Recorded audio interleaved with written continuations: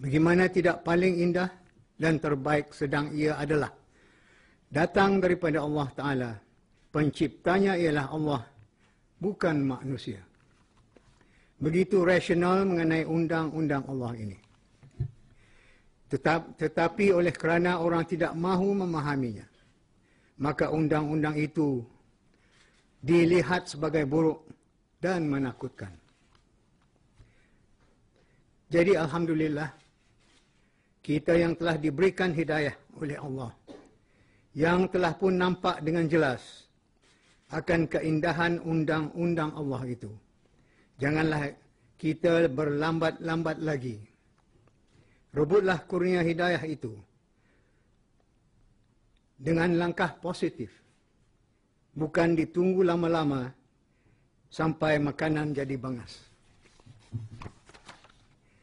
Apakah lagi yang akan ditunggu itu? Bangunan mahkamah sudah ada. Tersergam megah. Orang-orang pandai pun sudah ramai. Dan negara juga sudah merdeka. Hendak ditunggu apa lagi? Hakim-hakim syar'i sudah ramai. Diketuai oleh ketua hakim syar'i.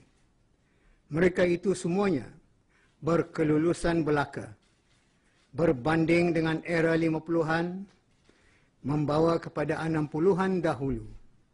Pihin-pihin khatib pun turut jadi hakim atau pengapit hakim. Beta pernah menyebut tentang penubuhan mahkamah syariah sehingga ke tahap yang setinggi-tingginya.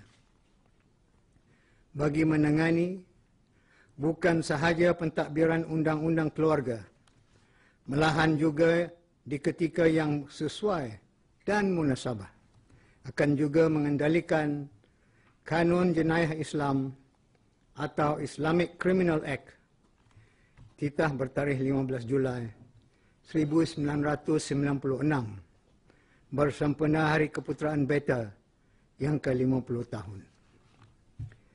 Pada ketika itu, fokus orang sangatlah tertumpu kepada ungkapan ketika yang sesuai dan munasabah.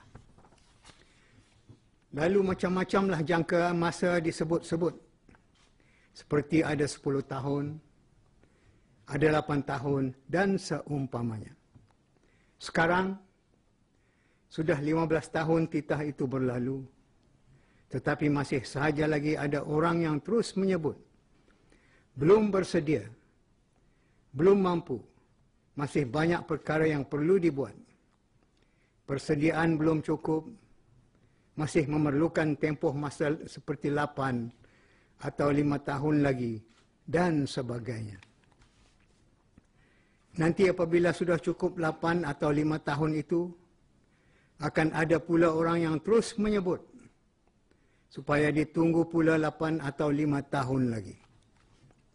Jadi kalau beginilah keadaan, sampai bilakah ia akan berakhir tempoh-tempoh itu untuk disebut? Adakah kita masih sahaja melihat diri kita ini sama seperti di era 50-an atau 60-an dahulu? Apakah kita lupa bahawa kita telah pun meminjam sampai sekarang tenaga pakar undang-undang daripada luar semenjak sekian lamanya? Berapa lama? 20 tahun. Tidak bolehkah dalam jangka masa yang selama itu kita menyelesaikan satu akta jenayah syariah?